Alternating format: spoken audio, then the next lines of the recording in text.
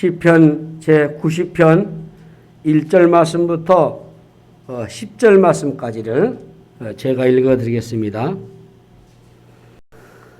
하나님의 사람 모세의 기도. 주여, 주는 대대에 우리의 거처가 되셨나이다.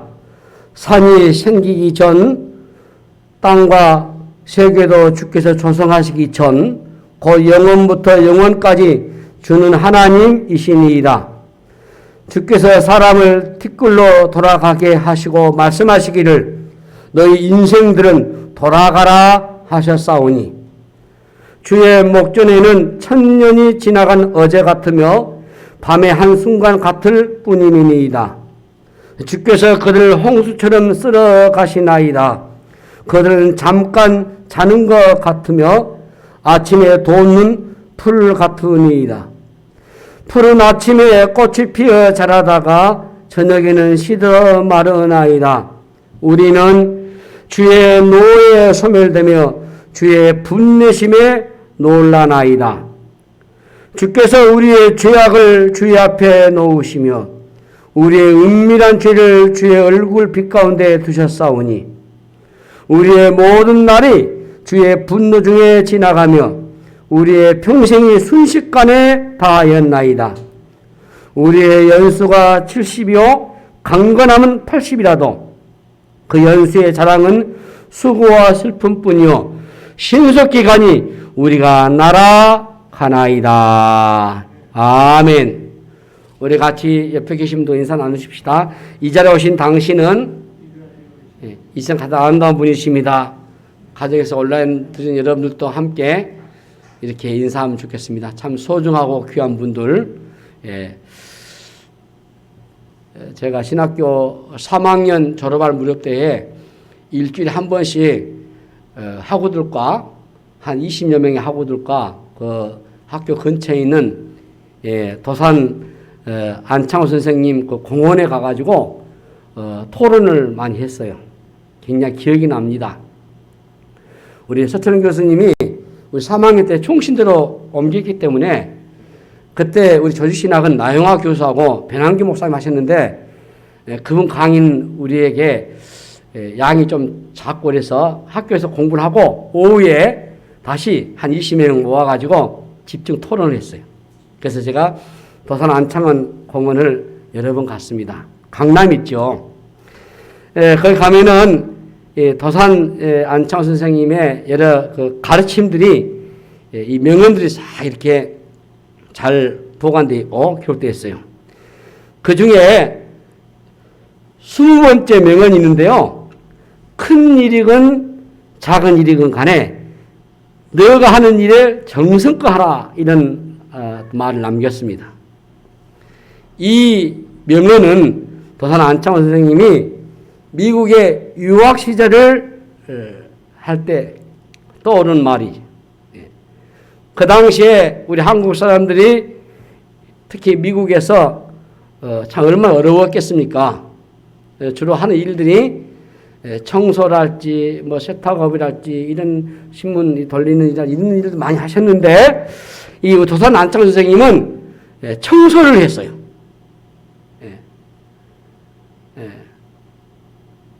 이렇게 회사 건물에 또 여러 가지 이 집에 다니면서 이렇게 청소를 해주는 일을 했었는데, 선생님은 남들은 대충 하는 건데 아주 구석구석 아주 세심하게 청소를 잘하는 거예요. 그런데 그때 사람들이 물어요. 왜 이렇게 열심히 하냐고. 우리 안창원 선생님은 이렇게 대답했다고 합니다. 내가 이 일을 할 때 주변에 아무도 없지만 나는 그 일을 주님께 하듯이 합니다. 안타깝게도 오늘 우리 현대인들은 정성스럽게 살기는 너무 바쁜 것 같습니다. 누구나 할 것 없이 모두가 쫓겨듯이 허겁지겁 하루하루를 살아간다고 봐요.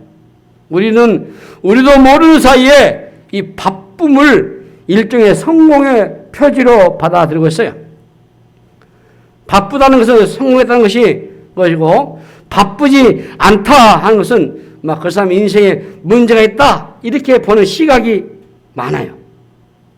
그렇다 보니까 바쁘게 살아야 한다라는 압박감을 우리가 느끼면서 살아가죠. 그러나 여러분, 바쁨과 열심은 달라요. 그렇죠? 바쁨은 깨어있지 못한 상태고 열심 혹은 열정, 이것은 깨어있는 상태입니다. 우리 성도들은 시간의 청지기다라고 말할 수 있어요. 시간의 청지기는 우리의 시간을 알뜰하게 사용하고 효율적으로 사용하기 위해서 우선순위에 따라서 시간 관리를 잘 하시는 것을 말해요. 시간의 주인 대신 우리 예수님이라는 것을 여러분이 인정하시고 주어진 시간 중심에 주님이 있게 하심으로써 여러분의 시간을 잘 원상복귀하는 것이 중요하다고 봅니다. 성경에서도 말씀하셨듯이 모든 일을 주님께 하듯이 어디서든지 간에 주님의 시간을 잘 활용하시고 지혜롭고 성실하게 그리고 믿음을 잘 감당하시기를 바랍니다. 기도하십시다. 하나님 감사합니다. 바쁜 삶 속에서도 우리에게 더 성실하고 더 열심을 갖고 열정을 갖고 우리가 믿음으로 주어진 시간을 잘 관리하며 살게 하시니 감사합니다. 우리 한 주간 동안 바쁜 속에서도 오늘 하나님의 명령에 따라 이 주일을 안식하며 이 시간 우리가 예배하며 특별히 오늘 말씀을 상고할 때 하나님의 성령님께서 우리를 깨닫게 하시고 은혜와 능력을 더하여 주시옵소서. 감사하고 우리 구주 예수 그리스도의 이름으로 간절히 기도하옵나이다. 아멘. 우리가 무엇을 믿을 것인가? 그것을 빨리 선택해야 돼요. 오늘 택하셔야 돼요. 여호수아는 오직 나와 내 집은 하나님을 섬기겠다. 바로 지금 선택하라. 그럼 우리가 어떻게 살 것인가? 우리는 다 하나님 앞에 재물이기 때문에 영적인 재물로 우리가 이 세대를 따지지 말고 분별을 가지고 믿음으로 하나님을 잘 섬기는 행한. 자, 그렇다면 우리에게는 이 인생에 분명하고도 선명한 기준이 있어요. 자, 우리가 공항에 가다 보면은 다양한 비행기들이 있습니다.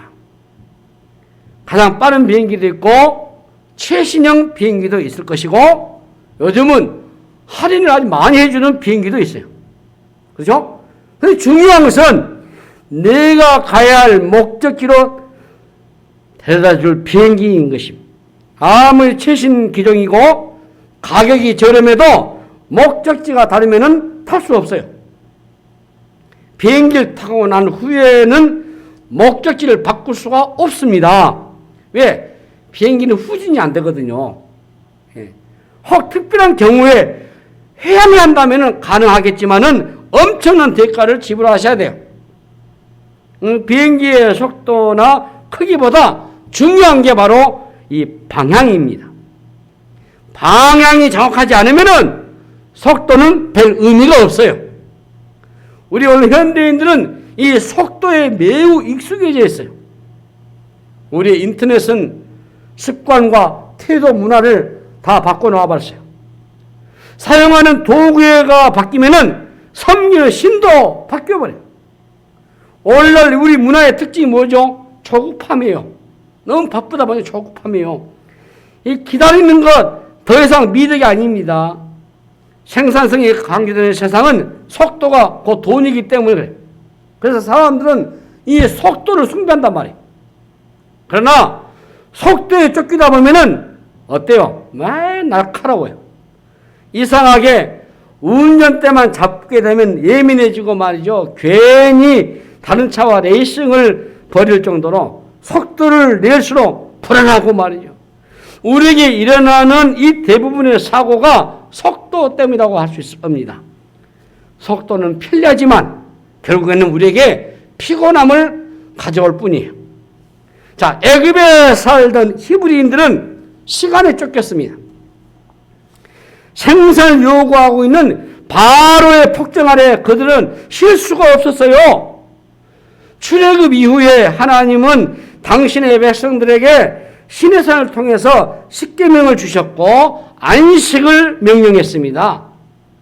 애굽의 문화는 끊임없이 생산을 해야 되는 문화였는데 그것이 오늘 문명사회 속에 있는 특징이기도 하거든요. 이 안식이라는 것은 속도에 대한 저항이죠. 자, 속도를 멈추셔야 쉼이 주어지는 겁니다. 이 속도 경쟁에 시달리게 되면은 속도에 내몰릴 수밖에 없어요. 누가 따라오든지 않아도 뛰는 겁니다. 인터넷은 365일 24시간 연결되어 있어요. 침실에서 바로 안식이 없어요. 열심히 달리는데 어디로 가는지 알 수가 없어요. 속도 자체가 나쁜 건 아니죠. 근데 방향을 잃어버리는 속도가 문제다.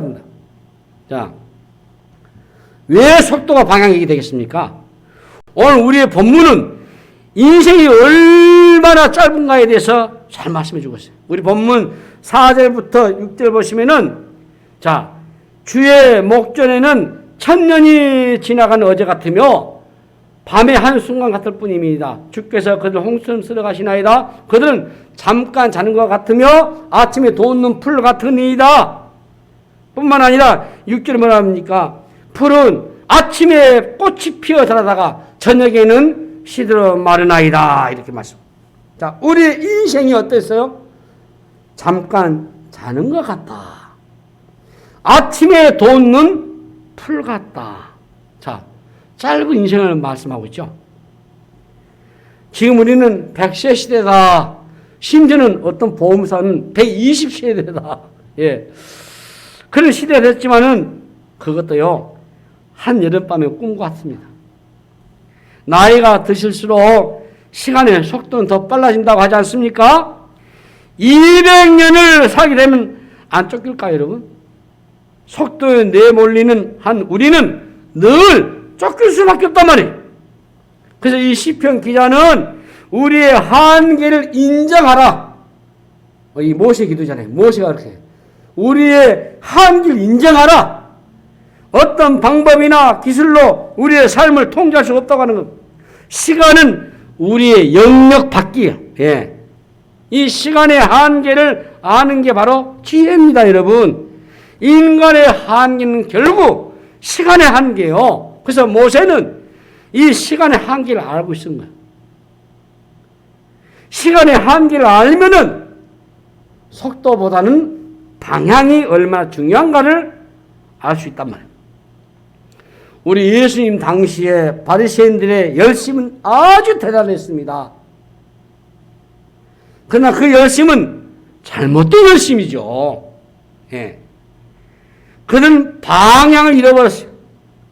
열심을 내면 낼수록 하나님부터 더 멀어져 버려요. 바울은 바리새파에 속한 사람입니다. 타의 추종을 불허할 만큼 종교적인 열심으로 종교적인 질주를 가는 사람이 바울이에요. 방향이 잘못된 속도는 낼수록 더 위험해지는 거예요. 그가 예수를 믿는 사람들을 잡아가두고 죽이는 일에 동참을 했어요. 심지어 스데반 집사가 돌에 맞아 죽을 때도 그가 가담했잖아요. 이 속도를 내는 사람의 특징이 이것처럼 폭력성을 가지고 있어요. 바울이 예수님을 만나고 난 다음에 자신이 잘못된 길을 가고 있다는 것을 발견하게 됩니다. 그리고 그 모든 것들을 뭘로 얘기했습니까? 배설물로 취급했다고 했어요. 그 배설물 안에는 과거에 자신이 바리새인이었던 것도 다 포함되어 있어요. 오늘날 이 시대의 특징은 속도입니다. 이 속도는 시장의 논리로 생산성과 효율을 강조하고 있어요. 참 불행하게도 지금 우크라이나는 지금 전쟁이 벌어졌습니다. 전문가들은 러시아가 하루에 수도를 공격할 수 있다고 했어요. 완전히. 그런데 지금 지체됐어요. 그 이유가 뭔지 아세요? 한 사람이 탱크가 오는 것을 막기 위해서 자기 몸을 불타요. 자폭하는 거예요. 그 때문에 탱크가 진입 못하고 도로 끊어져 버리니까 지연된 거예요. 계속 제가 세계 뉴스를 접하고 이제 우리 한 번씩 인터넷에서 세계 뉴스, 경제 뉴스, 문화 뉴스, 생활 뉴스, 정치, 경제 다 보지 않습니까? 실시간도 요즘 중계하잖아요. 전문가들은, 군사 전문가들은 하루면 끝날 동안 하는데 지금 며칠 걸리잖아요. 오늘 현대인들은 속도 예천론자들입니다. 돈을 벌려면 시간을 단축해야 돼요. 근데 시간을 단축하다 보니까 날림이 일어나는 겁니다, 여러분. 예? 우리 화정동 그 사건 아닙니까? 이번 현대 그 건설 사건이. 아파트. 콘크리트가 양성되기 전에 다음 층을 올라가다가 건물을 와랑 무너져 버린 거예요. 우리는 늘 급한 일로 쫓기는 삶을 살겠어요. 속도를 강화하는 문화는 쫓길 수밖에 없는 겁니다. 내가 왜 이렇게 바쁜지 알지 못한 채 살아가고 있단 말이죠. 급한 일이 중요한 일은 삼켜버린 거예요. 우리도 자칫하면은 이 세상의 속도전에 말려들 수 있어요. 내가 과연 지금 제대로 가고 있는지 확실한 확인을 해볼 필요가 있어요. 하나님은 속도보다는 방향을 원하셔요. 이스라엘 백성들을 향해서 하신 말씀의 대부분이 속도가 아니에요. 방향에 관한 말씀이지. 응? 광야에서 이스라엘 백성들은 방향을 놓쳐버렸습니다. 불과 2주면 건너갈 수 있는 그 땅을 그네들은 무려 40년 동안 헤매버리는 방황했다는 거예요. 이해되셔요, 여러분?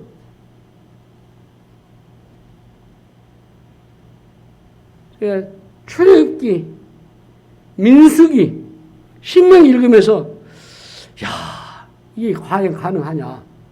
2주면 갈 수 있는 곳을 이렇게 미련한 사람 어디 있는가? 2주면 갈 수 있는 곳을 40년 동안 이 짓을 하다니. 예? 오늘 본문이 모세입니다. 모세는 성경에 온유한 사람으로 알려져 있어요, 여러분. 온유함이란 무엇입니까? 우리는 흔히 온유함을 우유부단하고 유약하다라고 많이 오해합니다. 그런데 온유함은 어떤 외적인 환경에도 요동치 않는 내적인 견고함이 있어요. 내공이 있다 그 말이죠. 만약 모세에게 온유함이 없었더라면은 거친 그 백성들과 40년을 함께 할 수 없었을 것입니다. 그렇다면 누가 온유할 수 있을까요? 모세에게 주어진 임무는 딱 하나예요. 가나안 정복입니다. 목표가 분명하잖아요. 그것이 바로 하나님으로부터 받은 계시고 소명이에요. 그러나 백성들은 아니에요. 그네들은 모세를 따라간 겁니다.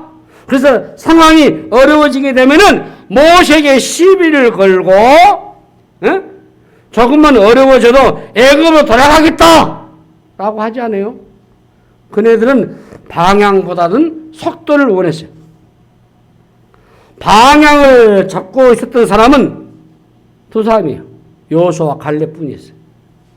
결국 여호수아가 모세의 뒤를 이어서 백성들을 가나안으로 인도합니다. 중요한 것은 여러분 전체를 보는 눈이에요. 자, 모세는 전체를 보는 눈을 가졌어요. 그래서 우리는 흔히 통찰이라고 말할 수 있을 겁니다. 우리 본문 10절 보시면은 우리의 연수가 70이요 강건하면 80이라도 그 연수의 자랑은 수고와 슬픔뿐이요 신속히 가니 우리가 날아가나이다 이랬어요. 이것이 바로 전체를 보면 하는 말이에요. 네. 시간에 대한 깊은 이해를 이 지혜가 가져오게 하고 그 지혜가 결국 시간에 대한 이해를 높이는 겁니다. 겸손이란 게 시간을 통해서 만들어지는 것이잖아요. 전체를 보면 조급해지지 않습니다. 지금 당장 생각한 대로 돌아가지 않아도 불평하지 않습니다. 여호수아는 모세의 시종 노릇을 40년간 했어요. 40년간 순종했다고 말해. 반면에 가룟 유다는 예수님을 3년도 따라가지 못했어요. 왜 그렇습니까? 예수님이 가고자 하는 방향과 자신이 가고자 하는 방향이 달랐기 때문에. 방향이 다르면은 함께 할 수가 없어요. 다른 건 다 용납해도 저 자신도 볼 때 제가 우리 동역자들 목사님들하고 또 친구들에게 대해 보면은 다른 건 다 내가 양보해도 이것만큼 양보할 수 없다. 그게 방향이에요. 다른 건 내가 다 포기할 수 있어도 내가 추구하는 그 신앙만큼은 양보할 수 없다. 우리 목사한테는 이 도구마, 교리를 양보할 수 없는 거예요. 신앙이라는 게 무엇입니까? 신앙이라는 것이 성경 말씀에 토를 달지 않고 살아가는 거, 그런 삶이 신앙이잖아요. 모세와 여호수아는 방향이 같았어요. 우리가 하나님의 말씀, 성경을 묵상하는 이유는 하나님의 생각을 우리 안에 채우기 위함이에요. 하나님과 같은 결을 맞추는 작업, 내 생각이 하나님의 생각으로 바뀌어야 하는 과정 말이죠. 이전에 내가 걸어왔던 삶과 그리스도의 된 이후의 삶은 전혀 다른 겁니다. 이제 우리는 이전으로 돌아갈 수 없어요. 바울은 그 방향을 우리에게 제시하고 있어요. 빌립보 3장 14절 말씀 보시면은 표대를 향하여 그리스도 예수 안에서 하나님이 위에서 부르신 부름의 상을 위하여 달려가노라. 아주 선명하죠? 분명하고 확실하죠? 하나님을 벗어난 삶은 방향을 잃어버린다는 거예요. 시편 14편 1절 보시면 어리석은 자는 그의 마음에 이르기를 하나님이 없다 하는도다. 그들은 부패하고 그 행실이 가증하니 선을 행하는 자가 없다고 했어요. 자, 어리석은 사람은 하나님이 없다고 하는 사람이 어리석은 사람. 성경에 어리석은 사람 몇 사람이 나와요.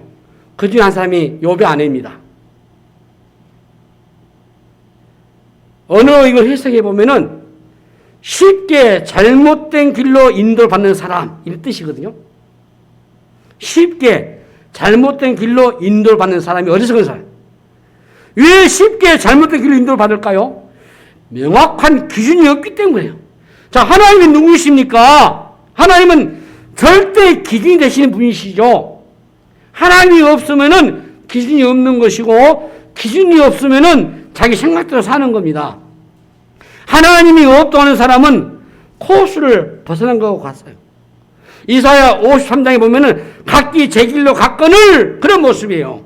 이것이 제 모습이에요. 기분 내킨 대로 살아가는 겁니다. 이게 시편 1편에서는 바람에 나는 겨와 같다 이렇게 말씀할 수 있어요. 하나님을 인정하지 않는 사람들의 가장 큰 불행은 이처럼 방향이 없다고 하는 거예요. 그런 사람들과 대화를 해보면은 금방 느낄 수가 있어요. 왜? 그들의 말 안에는 포인트가 없어요. 이 얘기가 어디로 흘러가는지 알 수가 없어요. 왜 무신론자들이 악을 쓰고 하나님이 없다고 주장합니까? 자기가 하고 싶은 대로 살고 싶기 때문이에요. 그러나 하나님을 부정하면 더듬이를 떼버리는 개미와 같습니다. 금세 방향을 잃고 헤매요. 먹기 위해서 사느냐, 살기 위해서 먹느냐, 어떤 분은 다 먹자고 하는 게 아니냐라고 얘기를 합니다만은 인간은 동물과 달라요. 이어령 참 지식인이 세상을 떠났습니다.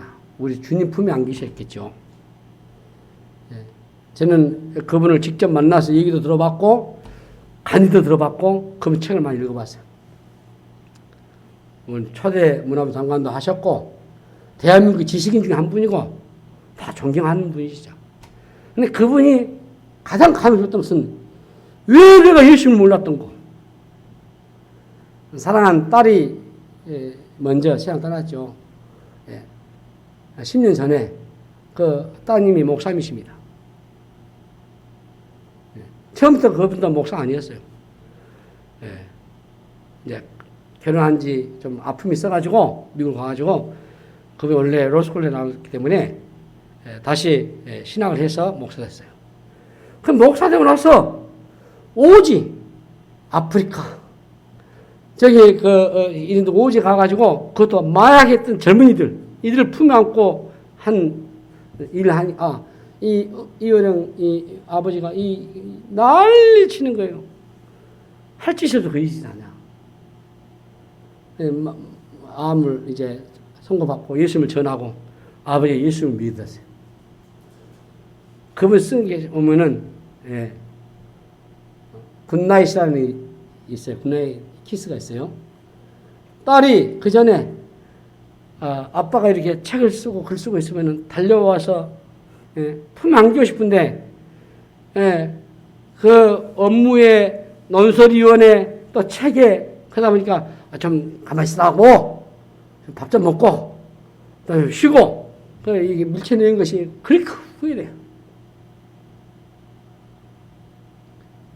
그러면서 그 딸에게 전도받고 예수 믿고 세례를 받고 내가 구원자이신 예수님을 보고 나서는 내 안에는 지식이 다 잘못됐다. 그래서 우리 목사들 앞에서 간증하면서 내가 이제야 사람이 됐습니다. 그런 고백을 오늘 예수님을 세례 한다. 내가 이전에 내가 방향을 잘못 잡았는데 내가 이제야 내가 바른 방향에서 그분을 존경하고 그분을 내 생명 은인으로 알고 아니 나의 주님이시고 나의 왕이 되시고 그런 간증하시더라고요. 여러분 무엇을 위해 살 것인가 이 질문이 결국 쉬운 질문이 아니에요. 철학도 문학도 세상에 어떤 학문도 이 질문에 대한 확실한 답을 해줄 수가 없어요. 때문에 많은 사람들이 이 질문에 대한 답을 내리지 못한 상태 속에 살다가 그냥 먹고 죽는 겁니다. 제 고등학교 선생님이 좌우명을 하는데 어떤 학생이 먹고 죽다. 그래 중국 고사에 나와요. 그래 인생을 먹고 죽다. 얼마나 비참합니까? 예수님은 무엇을 먹을까 무엇을 입을까 하지 말라 하셨잖아요. 그냥 염려하지 않는 말씀입니까? 아닙니다. 염려하지 말라는 게 핵심이 아니에요. 어떻게 살아야 하는지에 대한 이유와 목적을 분명히 붙잡으라고 하는 얘기죠. 우리 본문 10편 90편 12절에 보시면요. 우리날 계속을 가르치사 지혜로운 마음을 얻게 하소서라고 했어요. 우리의 시간은 하나님의 손 안에 있습니다. 지혜자는 시간의 한계를 알고 올바른 방향을 결정하는 사람이에요. 우리의 삶은 한계가 있어요. 우리의 에너지도 한정적이에요. 그렇게 시간이 매우 중요합니다. 시간의 낭비를 없애고 후회를 줄이셔야 돼요. 내가 하고 싶은 일을 다 할 수가 없어요. 내가 꼭 해야 할 일은 붙들다는 거예요. 붙들라는 거예요. 그렇다면 내가 꼭 해야 할 일이 무엇일까요? 우리는 무엇을 위해서 살아야 할까요? 그것은 우리가 정하는 일이 아닙니다. 하나님의 뜻을 발견하셔야 돼요. 지난주에 로마서 12장 2절 말씀에 너희는 이 세대를 본받지 말고 오직 마음을 새롭게 함으로 표현을 받아 하나님의 선하시고 기뻐하시고 온전한 뜻이 무엇인지 분별하도록 하라고 했어요. 방향은 이제 하나님 뜻과 연결되어 있어요. 하나님 뜻을 알지 못하면은 시간은 낭비될 수밖에 없어요. 하나님의 뜻을 모르면 해야 하나 말아야 하나 갈등하다가 시간 다 세월버려요. 에베소서 5장 16절 17절 세월을 아끼라 때가 악하니라. 그러면 어리석은 자가 되지 말고 오직 주의 뜻이 무엇인가 이해하라 라고 말씀하고 단순히 시간을 아끼는 것은 의미가 없어요. 먼저 주의 뜻을 발견하셔야 돼요. 방향을 확인하려면은 왜가 중요한 거예요. 무엇을 하느냐 봐도 왜 그 일을 하려고 하는 걸 물으셔야 돼요.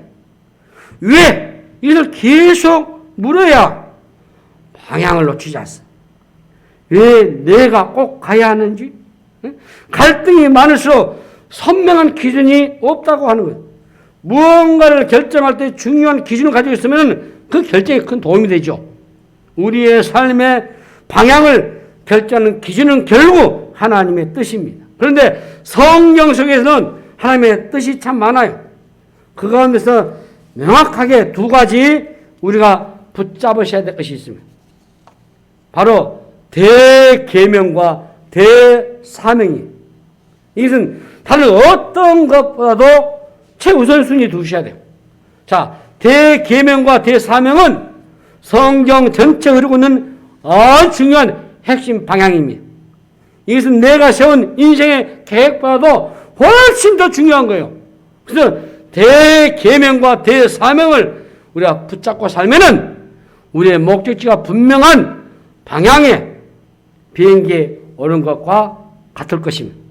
방향을 분명하게 정하고 살아가게 된다면은 우리 안에 있는 시간의 문제는 하나님이 조정하실 것입니다. 자, 먼저 대계명을 한번 봐봅시다. 마태복음 22장 37절부터 쭉 보시면 예수께서 이르시되 내 마음을 다하고 목숨을 다하고 뜻을 다하여 주 너희 하나님을 사랑하셨으니 이것이 크고 첫째는 계명이요 둘째는 그와 같으니 내 이웃을 내 자신같이 사랑하셨으니 이 두 계명이 온 율법과 선지자의 강령이니라 라고 말씀하고 있어요. 사랑은 성경의 핵심이에요. 이것을 분리하니까 하나님 사랑, 이웃 사랑이 하나님을 사랑하고 이웃을 사랑하는 게 우리 삶의 초점이에요. 요한복음 15장 12절도 마찬가지죠. 내 계명은 곧 내가 너희를 사랑한 것 같이 너희도 서로 사랑하다 한 이것이니라 라고 했어요. 그래서 성경의 요지는 사랑입니다. 사랑에 초점을 맞추면 방향을 잃어버리지 않습니다. 첫째는 우리가 하나님을 사랑하셔야 돼요. 그러면 그 사랑이 우리를 이끌어가요. 일을 얼마나 많이 하느냐 이것이 아닌 사랑을 얼마나 하느냐가 중요하다. 속도를 무시해야 사랑이 가능해요. 에로스 사랑은 속도입니다. 그러나 아카페는요 속도를 거부해요. 좋은 친구, 좋은 부부 관계에는 시간이 필요한 거예요. 사랑은 결과보다도 과정이에요. 속도를 강조하게 되면 잃는 게 참 많아요. 그래서 왜 그러냐면 속도가 상품학적으로 흐르기 때문에 사랑은 이웃과 함께 머물러 있는 거예요. 상대가 연약하면 기다려 주셔야 돼요. 교회 안에서 우리의 사랑이 어떻게 표현됩니까? 신앙이 연약한 사람을 강한 사람이 기다려 주는 거예요. 예. 기다림이 사랑입니다, 여러분. 사랑이 많을 쪽일수록 더 많이 기다리셔야 돼요. 자녀보다도 부모의 사랑이 큰 이유가 있어요. 포기하지 않고 기다려주는 그 아버지가 있었기 때문에 탕자는 돌아올 수 있었잖아요. 아버지의 사랑 안에는 그야말로 곱사기는 그날 오랜 시간이 있었던 겁니다. 오늘날 세상 속에 상처를 받는 사람이 많은 이유는 이 속도전에 보조를 맞추지 못한 결과예요. 여러분, 사랑은요, 느린 겁니다. 사랑은 속도를 포기해야 찾아오는 거예요. 속도는 과정을 무시하죠. 속도에는 사랑을 찾아볼 수가 없어요. 지금 사랑하고 있는 걸 물으셔야 해요. 잠시의 사귐은 큰 의미가 없어요. 잠시 갖는 관계는 신뢰 갖기 어려워요. 물질은 풍요로워지지 않은데 행복은 점점 줄어들고 있어요. 우리에게 우리나라를 계수하는 지혜로 마음이 필요하죠. 사랑할 날이 많지 않다는 건 사랑하기에도 시간이 부족합니다. 사랑한 것만 남습니다. 사랑은 영원하죠. 다른 것은 잠깐입니다. 하나님을 사랑하는 일이 무엇입니까, 여러분? 예배 드리는 거예요. 예배 드리는 거. 예배는 쉼 없이 하는 일을 멈춰야 가능하잖아요. 대면 예배를 하든 비대면 예배를 하든 하나님을 기억하고 하나님을 상가하고 하나님을 묵상하고 하나님께 찬송하고 하나님께 기도하고 하나님의 말씀에 집중하고 하나님의 말씀을 들으셔야 되고 그러잖아요. 이 예배 예배를 드리면 우리는 일보다 그 일을 통한 수익보다도 하나님을 사랑하기 때문에 하나님을 사랑한다고 고백을 우리가 하지 않습니까? 충분한 예배를 드리기 위해서는 멈추셔야 돼요. 멈추셔야 돼요. 바쁜 일상을 멈추시고 하나님 앞에 충분한 시간을 우리가 내어드리셔야 돼요. 여러분들 아마 10시 한 50분부터 우리 가정에서 온라인 예배 드리시면 50분부터 이것저것 준비하고 찬송 준비하다가 11시 딱 되면 이때부터 우리가 예배에 집중하고 12시 한 5분에 10분 끝날 때까지 우리가 여기에 지금 몰입하지 않습니까? 하나님 사랑하기 때문에 예배는 그 일시 멈춤이에요. 속도를 거부하는 것입니다. 하나님은 우리에게 좀 더 천천히 살라고 말씀하셔요. 이웃을 사랑하려고 하면은 내 시간을 멈추셔야 돼요. 상대가 필요할 때 시간을 내주셔야 돼요. 마치 할 일이 하나도 없는 사람인 것처럼 함께 할 때 거기서 하나님 뜻이 이루어지는 겁니다. 속도를 멈추셔야 돌봐줄 이웃이 내 눈에 들어오는 겁니다, 여러분. 위대한 일을 한다고 위대하지 않습니다. 사랑보다 위대한 일이 어디 있겠습니까? 하나님은 그 사랑을 우리에게 요구하고 있어요. 자, 두 번째는 대사명입니다. 마태복음 28장 18절 이하에 보시면 예수께서 나와 말씀해 주시되 하늘과 땅의 모든 것을 내게 주셨으니 그럼 너희는 가서 모든 민족을 지혜로 삼아 아버지와 아들과 성령의 이름으로 세례를 베풀고 내가 너희의 분부한 모든 것을 가르쳐 지키게 하라. 벌써 내가 세상 끝날까지 너희와 항상 함께 있으라 하시니라. 자, 예수님은 제자들에게 명확한 존재의 목적과 방향을 알려주셨어요. 이것은 유언과도 같은 마지막 주님이 남기신 말씀이셔요. 유언은 중요한 것이 아니에요. 다른 일을 해야 하지만은 이 말에는 아주 긴박성이 있지 않습니까? 우선순위라는 거죠. 우리가 전도하다 보면은 한 영혼을 위해서 시간을 내셔야 돼요. 한 영혼을 위해서 내가 하던 일을 멈출 수가 있겠습니까, 여러분? 얼마나 중요합니까? 이 영혼 구원에서 여러분들이 멈추셔야 됩니다. 한 영혼 구원하기 위해서라도. 이 복음이 우리 삶의 우선순위에 놓여 있는가 새겨보셔야 돼요. 자, 코로나19로 이 전도와 선교의 많은 부분이 지금 막혀 있다고 전하고 있습니다. 그러나 분명히 코로나를 통해서 하나님이 하실 일이 있다고 저는 믿고 있어요. 하나님의 나라와 구원 역사는 코로나로 인해서 결코 방해를 받지 않을 것입니다. 인간의 한계를 느끼는 상황 속에 복음만이 소망이라고 하는 사실을 확인하고 있는 거예요.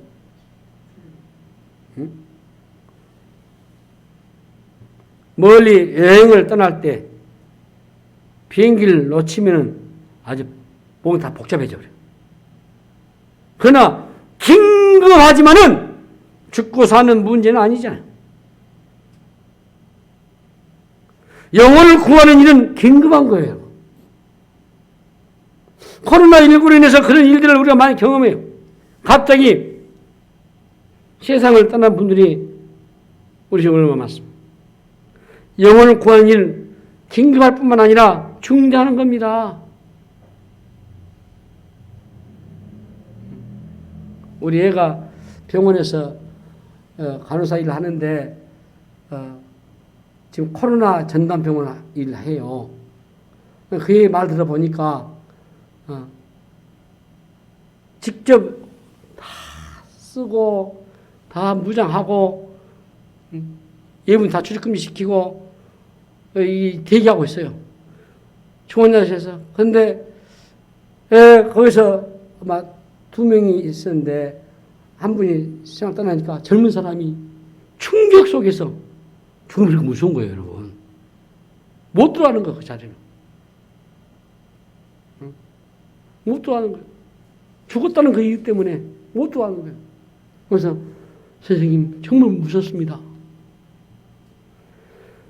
그 간호사 선생님들이 그 죽은 사람을 해가지고 다 자기들이 위험을 하는 거예요. 관에 다 넣고. 일주일도 볼 수도 없고, 균 때문에.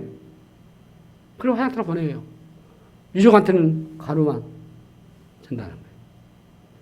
근데 내가 뭘 느꼈느냐. 죽음 이런 것이다. 죽음 이런 것이다. 그러나 믿음이 있었으면은 제가 이제 그런 말 했어요. 그런데 믿는 사람이기 때문에 그런 온라인한 사람들한테 그래서 믿음을 내가 고백해라 하게 만들어라. 사람이 죽을 때 가지고 간 것이 기억을 갖고 간다. 가장 좋은 기억을 갖게끔 그 사람이 내 마지막 순간까지 우리의 모든 것이 다 중지돼도 이번에 과학적으로 증명했던 것이 이 심장이 멈추기 전에 뇌전증 환자가 사망에 처했는데 심장이 딱 멈추기 전에 900초 동안 이 알파 우리 몸에 내 신경에 알파, 코스, 베타, 감마 이런 뇌파가 있는데 마지막에 하는 것은 기억을 찾는 것이다. 이걸 신학적으로 규명했어요. 제가 수업시간 공부할 때 교수님한테 교수님이 사람 죽을 때 뭘 갖고 갑니까? 기억을 갖고 간다. 좋은 기억은 하나님을 믿는 기억, 하나님 찾는 기억. 그러니 너가 마지막에 갈 사람들에게 운명적으로 갈 사람들에게 예수님을 전해가. 안 믿는 사람, 믿는 사람 다행이지만 안 믿는 사람한테는 여러분 우리가 영혼 구원한 거 긴급할 뿐만 중요하죠. 복음을 전할 때 전하지 않으면 기회는 오지 않습니다. 후회는 우선순위를 놓칠 때 찾아오는 것입니다. 전도와 성교에 시간을 내셔야 돼요. 일상 속에서 늘 복음을 전하는 일이 우선순위가 되면은 방향이 잡힌 삶입니다. 내가 할 일보다 하나님이 하라고 하신 일이 중요해요. 하나님 주신 대계명과 대사명이 우리 삶의 모든 선택과 결정에 있어 기준이 되기를 바랍니다. 주의 명령에 순종하기 위해서 즐겼던 여러분의 삶을 잠시 멈추시고 다시 한번 여러분의 방향을 확인해 보시면 좋겠어요. 방향이 잡히지 않으면은 아무리 시간을 쏟아 부어도 제로입니다. 호율성, 비율성 너무 따지지 말고 인생을 길고 넓게 보시면서 우리가 열심히 산 것만으로는 하나님 앞에서 좋은 평가를 받기 어렵지 않습니까? 반드시 해야 할 것을 미루시면 곤란해요, 여러분. 하나님의 분명한 뜻을 미루는 일은 나쁜 습관인 것입니다. 우리는 영원한 것을 추구하셔야 돼요. 요한 1서 2장 17절 말씀 보시고 마무리. 세상도 그 정도도 지나가되 오직 하나님의 뜻을 행하는 자는 영원히 거하느니라. 이 짧은 인생 가운데 여러분 후회 없는 인생으로 영혼을 붙잡고 남은 시간들 추후의 은혜 속에 거하는 은혜가 되시기를 주의 이름으로 축복합니다. 하나님 아버지 은혜를 감사합니다. 우리에게도 분명하고도 선명한 기준을 제시해 주셨는데 다시 한번 깨닫고 우리의 방향을 확실히 정하고 나아가는 저들 되게 하여 주시옵소서. 감사하고 우리 구주 예수 그리스도 이름으로 간절히 기도하옵나이다. 아멘.